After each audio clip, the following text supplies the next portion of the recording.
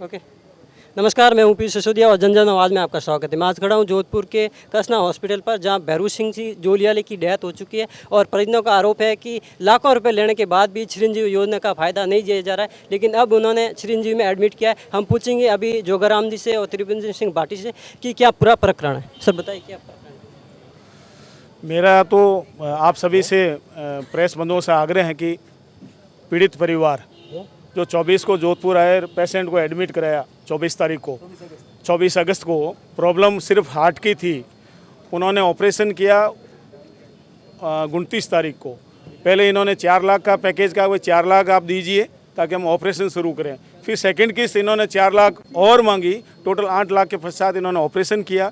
और अभी 2 दिन पहले 8 लाख रुपए लेके 2 दिन पहले उनको यहाँ से डिस्चार्ज किया कि अब ये ठीक हो जाएंगे, ये टैबलेट ले जाओ, घर रेस्ट करो, धीरे धीरे ये सब ठीक हो जाएंगे।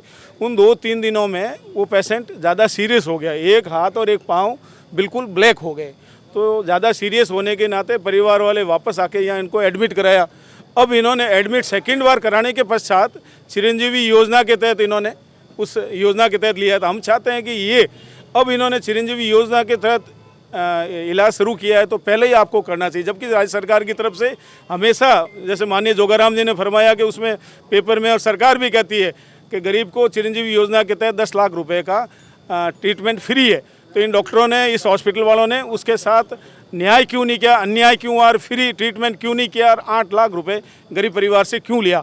हमारा यही है, 8,80,000 इसमें ये दोषी हैं। और आप हमेशा समाचार पत्रों के माध्यम से पढ़ते हैं कि गरीब आदमियों से जोधपुर शहर के प्राइवेट हॉस्पिटल जेब कटाई का काम करते हैं, गरीब से पैसा लूटते हैं। चाहे पेशेंट स्वस्थ होता है कि नहीं होता है, डेथ होने के पश्चात भी झूठे नाम से उससे पैसे लेते रहते हैं कि भाई अभी ठीक हो रहा, ये वैसे हॉस्पिटल है, वैसे डॉक्टर है। इसलिए हम कहना चाहते हैं कि पीड़ित परिवार के साथ इनके परिवार का सदस्य चला गया। आर्थिक दृष्टि से गरीब होने के साथ साथ हम इनको न्याय दिलाने के लिए आए हैं कि जब तक हमारी मांग नहीं माने, अभी तो हम पुलिस थाने जाने वाले हैं, इनके खिलाफ एफआईआर दर्ज होगी और आंदोलन उग्र होगा, यहाँ टेंट लगेगा, धरना होगा, प्रदर्शन होगा। और पूरी जोधपुर जिले की, जोधपुर संभाग के लोगों को मालूम चलना चाहिए कि ऐसे हॉस्पिटल हैं जो गरीब की जेबें काटते हैं, गरीबों की सेवा करने के लिए नहीं है, सिर्फ और ये सिर्फ जेब काटने का काम करते हैं, सरकार की योजनाओं को दरकिनारे करके और गरीब जनता से पैसे लूटते हैं। तो हम चाहते हैं कि इनके खिलाफ एफआईआर दर्ज हो, पुलिस इनके खिलाफ इंक्वायरी करे और हमारा यहाँ धरना जारी रहे। ये आपकी वार्ता हुई थी, उसमें क्या निष्कर्ष? कोई वार्ता नहीं, कोई वार्ता नहीं। आपकी प्रमुख मांगे?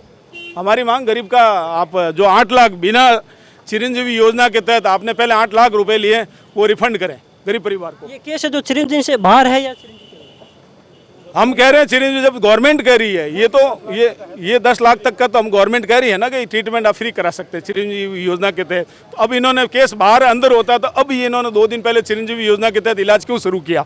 बाहर होता तो नहीं करते। सरकार का स्पष्टीकरण नहीं है चिरंजीवी के बारे में, वो सरकार बताएं, आप सरकार से पूछे। हम तो यही जानते हैं, सरकार बार बार चिल्ला के घोषणा करती है कि चिरंजीवी योजना के तहत मैं ये निवेदन कर दूं कि जब गांव का मरीज हॉस्पिटल में पहली बार आता है, उसको यही कह के लिया जाता है कि साहब आपका ये जो है ये सब कुछ फ्री हो जाएगा। अब कोई भी एक लेमैन टाइप का कोई काश्तकार, कोई मजदूर परिवार आता है, उसके पास लाखों रुपया नहीं होता इलाज करने के लिए। आप वो लड़का खड़ा, उसकी शक्ल देख के देख सकते हैं कि उसके पास इमीडिएट 8-9 लाख रुपए व्यवस्था नहीं हो सकती। जाहिर सी बात है, उसको चिरंजीवी का कह के लिया होगा, कुछ कह के लिया ही होगा, तभी उसने इलाज शुरू कराया। तो पहली किस्त में 4.5 लाख रुपए, फिर डिस्चार्ज करके आए, फिर उसके बाद कोई तकलीफ अगेन स्टार्ट हुई, उसको फिर से ये कहा कि अब की चिरंजीवी में ले लेंगे, पहली बार नहीं हो पाया, फिर उससे 4 लाख रुपए की किस्त ले ली गई है।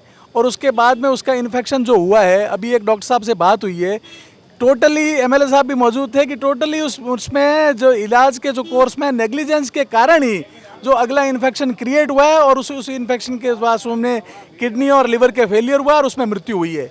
तो हमारा तो कोई, हम किसी तरह का कोई हॉस्पिटल के अंदर अनड्यू कोई बंधक बनाने जैसी कोशिश नहीं कर रहे हैं। कई लोग तो करते भी हैं, हम उसमें उस तरह के लोग नहीं हैं। यहाँ बहुत संजीदा किस्म के लोग सारे इकट्ठे हुए हैं और उनकी सबकी यही मांग है इस व्यक्ति के साथ, क्योंकि वो आर्थिक रूप से गरीब है और उसके साथ में गलत तरीके से हॉस्पिटल ने चीटिंग करके उसके फादर को एडमिट किया, उसके बाद में इलाज में घोर लापरवाही बरती गई और उसके कारण जो डेथ हुई है। जब तक आपकी मांगे नहीं मानी जाएगी तब तक यही धरना रहेगा। बिल्कुल, ये यहाँ मौजूद है, जनप्रतिनिधि लोग मौजूद है, ये धरना प्रदर्शन जारी रहेगा। और एक और बात, और अभी परिजन, पहले परिजन उनके हॉस्पिटल प्रशासन के खिलाफ 400 BC का और ये इन चीज़ों पे एक मुकदमा दर्ज करेंगे कि हमारे साथ में जो है इलाज के अंदर भारी कोताही बरती गई है और उसकी वजह से आदमी की डेथ हुई है।